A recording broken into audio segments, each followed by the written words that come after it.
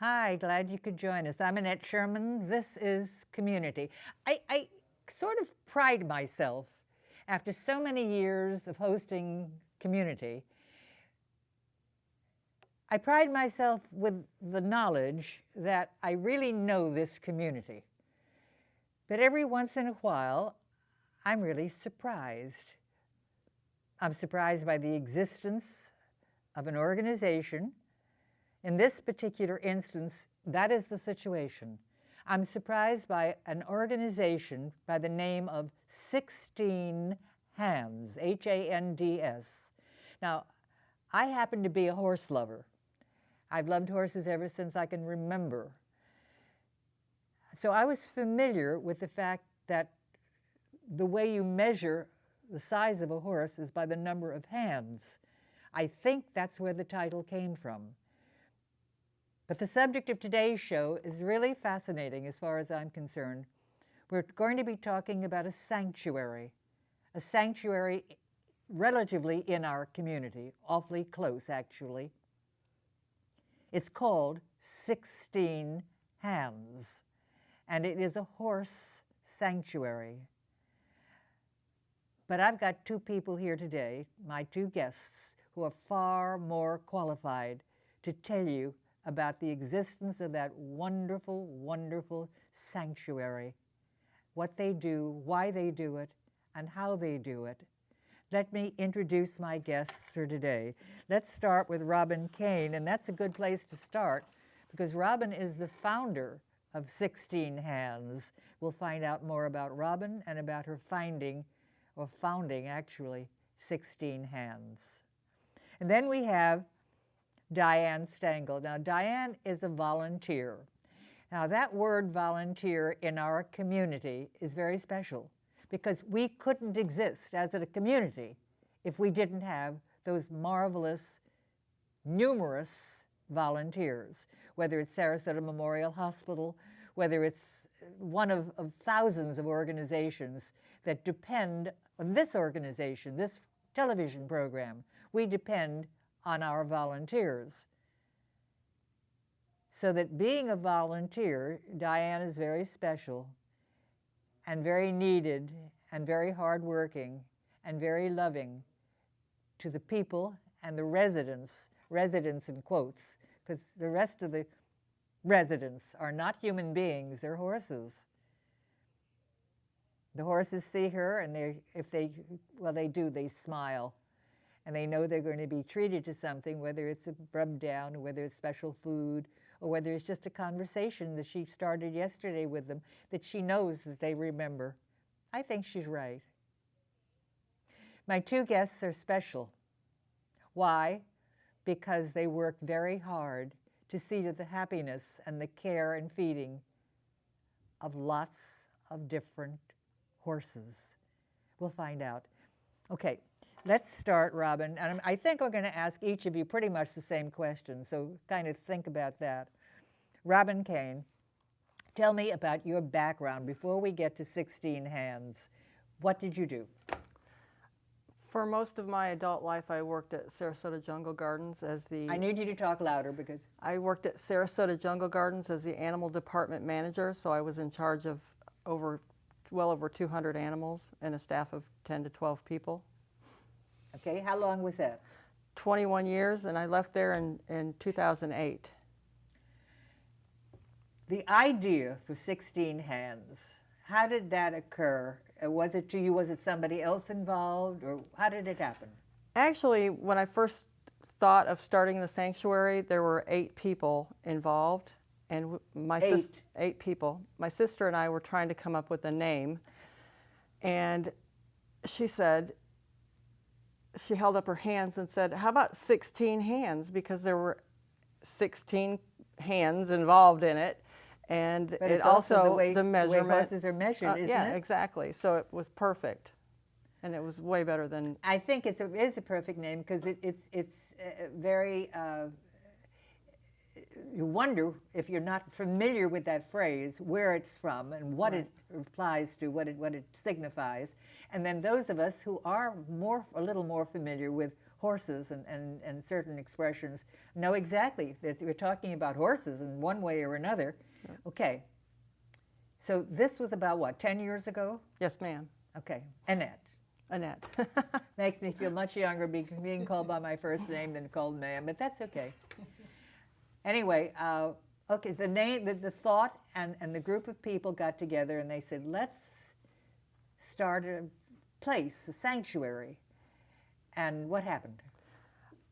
It was basically my idea. I had the property. I had saved a couple horses just on my own, and they were there to support and help me, and my sister actually helped me get all the paperwork done and all that. And then the need arose for me to take in a lot of horses, so we got it done fairly quickly and got our nonprofit status, and the rest is kind of Did history. you figure out what you wanted to do, where you were going to get the horses, how you would take care of them? Did you figure all that out up front or later on? I kind of did it backwards. Something you don't do. I don't think that, because you know? I don't know how many people do this kind of thing. It's right. a unique thing to do, so I don't think there's any standard way to go right. about it. I guess you're supposed to have a business plan and some funding behind you before you start taking horses in, which I didn't. We struggled for the first few years, but now we're doing fairly well, and we're able to rescue more horses and How get do out in you the community. support all of this activity? By donations from the public. Are you listening out there? Now, I know that there are horse lovers in my audience, and I know that there are people listening and watching us today who are going to be moved by the wonderful work that 16 Hands does. Don't stop yourself. If you feel like writing a check, and it's very easy, you can go to the website, and we'll put that on the screen, please. Joe, good. The website is on the screen now. There's a telephone number. The website is, I didn't say better than the phone number, but I like to tell my viewers that if you're up at 2 o'clock in the morning and you're thinking about, oh gosh, I saw Annette's program and she had those 2 women on with the horse sanctuary, I'm going to help them. It's 2 in the morning. And you can't call it, well, you can call, but no one's going to answer 2 in the morning. However, if you go to the website at 2 in the morning, or 7 in the morning, or 5 in the evening, or any time at all, you'll get to a place that you can get information and write out your check, put it in the envelope, put the stamp on it, mail it the next morning, or mail it that evening. They need your help. When you hear the wonderful work that they do, you'll know that you'll want to help.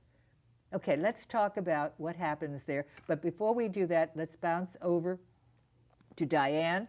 And Diane, let's find out about your background. Thank you, Annette.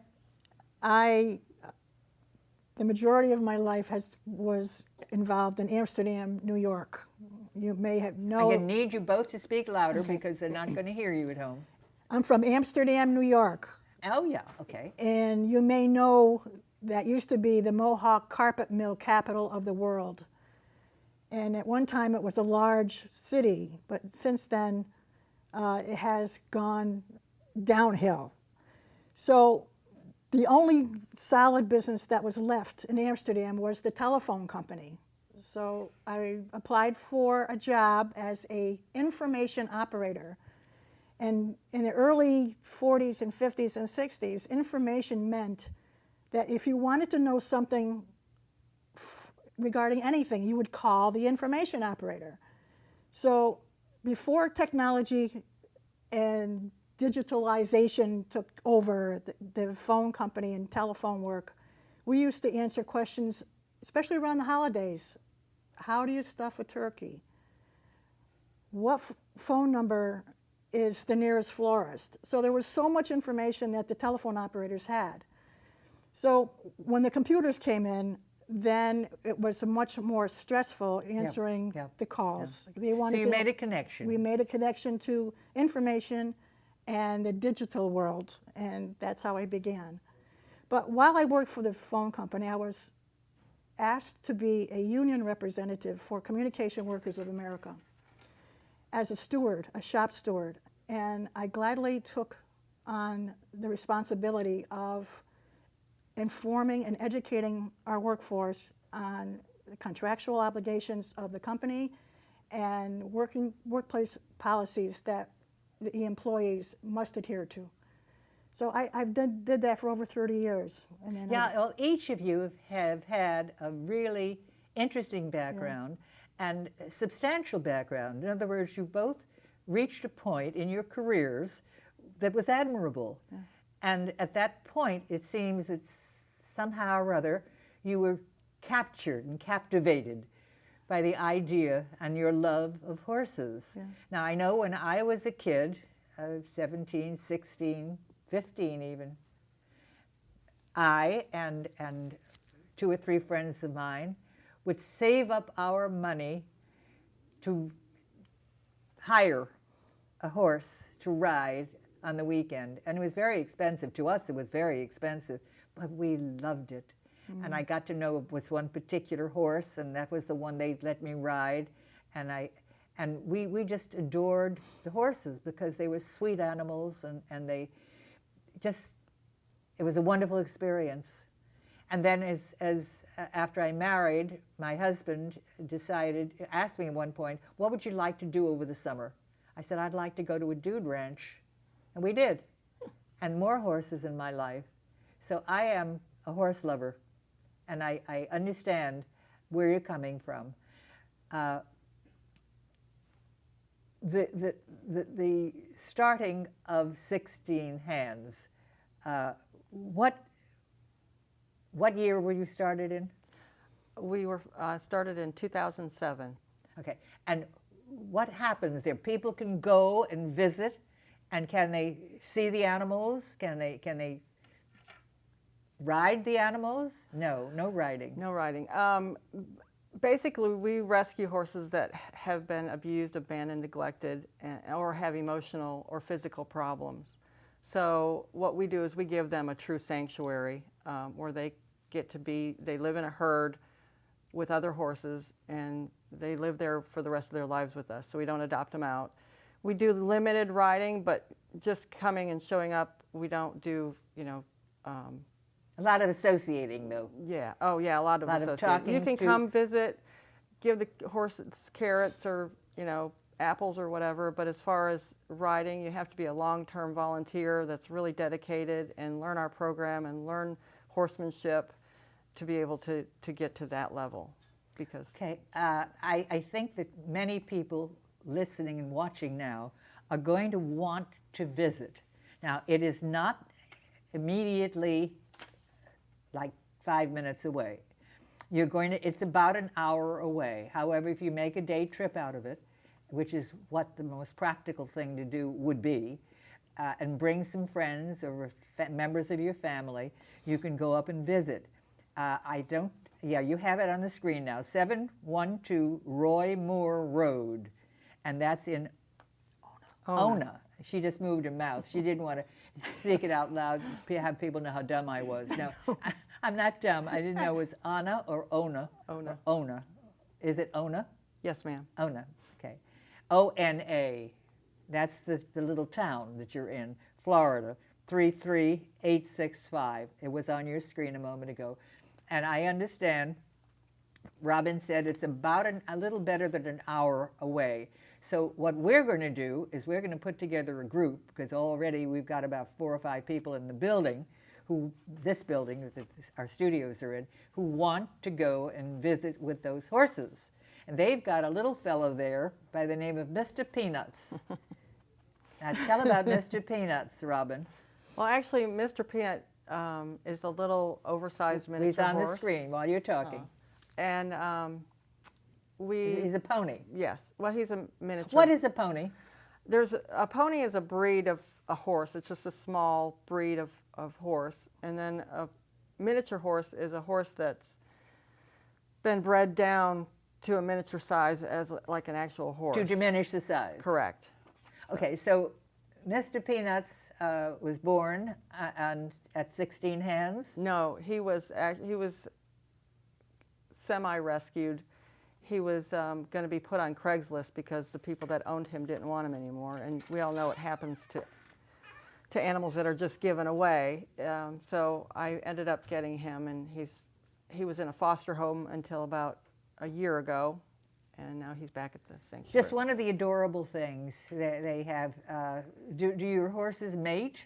No. Oh. No. No. Okay, I mean, so be it, if that's No. what the way you want it. Well, okay. Our mission is to save unwanted horses, so we don't want to create any more unwanted horses. Okay. So And no breeding I goes was going on. to slip up on that and not ask you your mission because I didn't make note of it before we went on the air. But that is a wonderful and important mission. Care and feeding. Diane, you love doing it, and in the interview before we went on the air, we talked about your work, and I said, well, a lot of people would say, yuck, I don't want to do that. You said, yuck, I don't want to do that, but then you started doing it, and you love doing it because you love the animals. Right, exactly. It's hard work. You do dirty. I'm doing things that I never thought I would do with a large animal. But these are like your children. They're like my horses. So when I go there, I would take care of that animal just as well as I would take care of a person in my family. How many horses, Robin, do you have at 16 Hands? We have a total of 34 equines on the property. How many? 34. 24. That's enough. 34. They have to be fed, and they have to be cleaned, and you're smiling. You're still smiling because you told me out in the reception area that you love doing it. Yeah. And I don't blame you because you get pleasure out of seeing them getting pleasure. It's like children. Well, you know when you go there the first thing in the morning and no one is there, the horses are so quiet. But when they see you coming, they start jumping around, walking. They know it's time for them to eat. And it's a wonderful thing to see that animal reacts to you. As abused as those animals have been, some of them horribly, they never gave up. That spark in their eye was never left. And they see the volunteers, all the volunteers that we have there have the same mindset. There's a bigger issue than getting dirty every day. They want to make sure that They know you? The horses know you. They remember the sound of your voice. They remember your smell, and they react to you that way. And it's just a joy. I want to speak to the audience once again because we're running out of time, and we need your help. 16 Hands needs your help. Write a check. It's all tax deductible, whether it's $10 or $100 or $1,000 or $1 million. Write a check and put that number. You've got it on the screen now, and that's the number to call or the website to check out, and you'll know where to send it. The address. You can send the check to the address. Yes. or to the website. Yes. Okay. The address, well, it's not going to be on the screen, I don't think.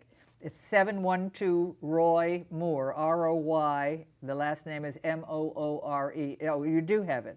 It's on the screen now. Roy Moore Road in Ona, Yes. Florida, 33865. You can leave that on the screen a little while, if you would, Joe, and so that people can make note of it. You can also call or check the website. The website address is? It's 16handshorsesanctuary.org, and the 16 is the word 16. Okay. All right. So you can check on that beforehand. Now, we have some video that we want to show you, and I think what we'll do is be showing you the video and then going out, because we have what, about, no, we have enough time for all the video. All right, let's see some of that video, and if we do run short of time, we can go back and have some more conversation. Whenever you're ready, we'll take a look at the video, and it should be on. Here we go. What do we see here? This is the big herd, the 18 herd. Those are the little minis running by. Mr. I Peanut, can't hear you. Your mic is this sorry. way. The mini on the left there of the screen is Mr. Peanut, and now he's gone. Oh, they are just gorgeous and happy. I mean, they didn't tell me, but I got the message that they're just playing and they're so happy and it's a wonderful place. I wish they have places like that for human beings too. but I don't think that they look as carefree and they look as happy. Okay, we go back for the video. I didn't mean for them to stop the video. That's it? Okay. I don't know how much time we have, but we do want to find out more about volunteers. Restrictions for volunteers, in other words, is there any training? Is there anything that they have to have done before they volunteer? We don't require any training. They just have to be physically able. Because you train them when they get there. Correct. We train them to our program and all the horsemanship skills that they need. And depending on their skills with horses is where we put them. But usually everybody starts at the bottom, which is mucking stalls. And then, you know, depending on how dedicated and how often they come out, they can even learn to handle and train some of the horses. So it goes. So there is a little bit, the horses are taken out for exercise. Yes. Okay. Any of the volunteers ride them? Like I said, very few ride, and it's only the ones that are dedicated and willing to go through our whole program because we have a very specific way that we ride. We practice natural horsemanship. So, and it's very involved. So right now we're actually doing a program with the volunteers to teach them how to handle the horses naturally, and Diane is part of that group that we're doing. So it's not a big part of our organization, the riding part. Mostly it's maintaining and caring for the horses. Financially, the costs of being there, do you own the property that you're on? Yes, I own the property. You personally do? I personally do. The buildings were all donated, so we don't have a mortgage, which is wonderful. But it costs about $100,000 a year to maintain the property and the horses and do what we need to do to keep them happy and healthy. So that there is a great, how many days a week do you work? Yes. Diane? Yeah. Yeah. I work 2 days a week as a volunteer, working on the ranch. 2 days? 2 days a week. Okay, And where do you live? I don't mean I live in Bradenton. You live in Bradenton? Yeah. So it's about an hour trip for you? About 40 minutes. About 40 minutes? Yeah. Okay. And how do you get from Bradenton to the 16 Hands? I traveled Route 64. I go from Route 70 to 64, and then from 64 straight to the sanctuary. Okay, so if you want to do what we're going to do, we're going to have a group that gets together, and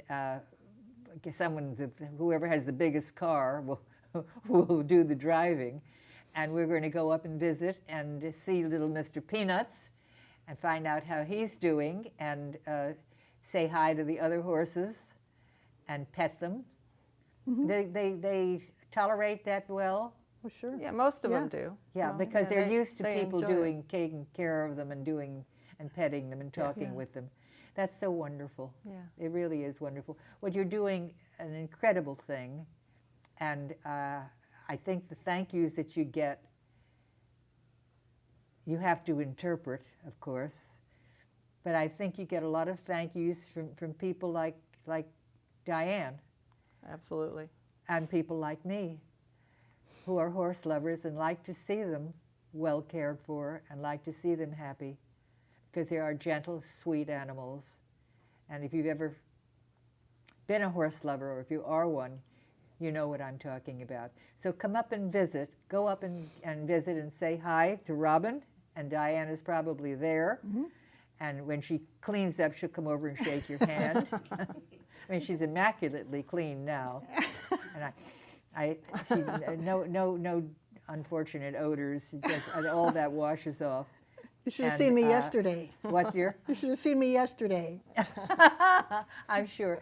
Now, do they know you? The Yeah. horses that you they Yeah. happy to see you? I think some of them really are. I know I visited a horse yesterday or Sunday afternoon, and I just called him and Call him. called his By name. name? By name. I said, Hanovi, and he turned and he left his hay to come and see me. And he licked my hand and then turned around and walked back. You know, there have been so many stories and movies about friendships between humans and horses. Totally true. It's totally true. It's really true. Absolutely. The bond is absolutely stunning. And that's part of what the volunteers enjoy, building a bond with the horses that they care for. And there's nothing greater than to know that a horse was abused and have them react to you in that way. It's just an open, spiritual, graceful Well, you're visiting time. a friend when you go, and you're taking care of this friend, and you get pleasure from it, and I think it's wonderful. So if there is an interest on your part to volunteer, I don't want to overlook that, because you're always in need of volunteers. Am I? Always. Always. Always. Sure. It's Now always you have something. how many volunteers on the grounds? We generally about 13 right now. Not every day, but throughout the week. But you have enough each day, but never enough. No, never. Well, like today and Wednesday, I don't have a whole lot of people helping me, so. Well, there's no question about it. What you're doing is a marvelous thing. It is marvelous for the horses. It's marvelous for the people who enjoy doing it, because I'm sure when you get home and you think about it on the way home, that smile that you're smiling right now. Yeah, I do. I I'm do sure, think about yeah, it. This- that how wonderful it is. Because volunteering, as I said before, in our community, we couldn't exist without them. So we thank the volunteers so much who volunteer at 16 Hands, and volunteer at Sarasota Memorial Hospital, and volunteer at the library, and volunteer and volunteer and volunteer, and volunteer right here for this television program. And I'm looking at one of them right now, we promoted to my associate producer. She started as just a plain ordinary, well, she's never plain and ordinary. I'm talking about Lucy. So thank you, Lucy, for introducing me to these wonderful people. Bye-bye for now.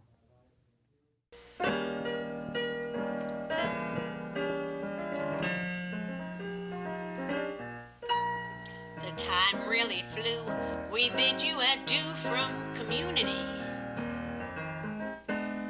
If you want to know why we love it here, so check out Community. Well, it's a who's who, a what's, when, and where show. It's a mover and shakers.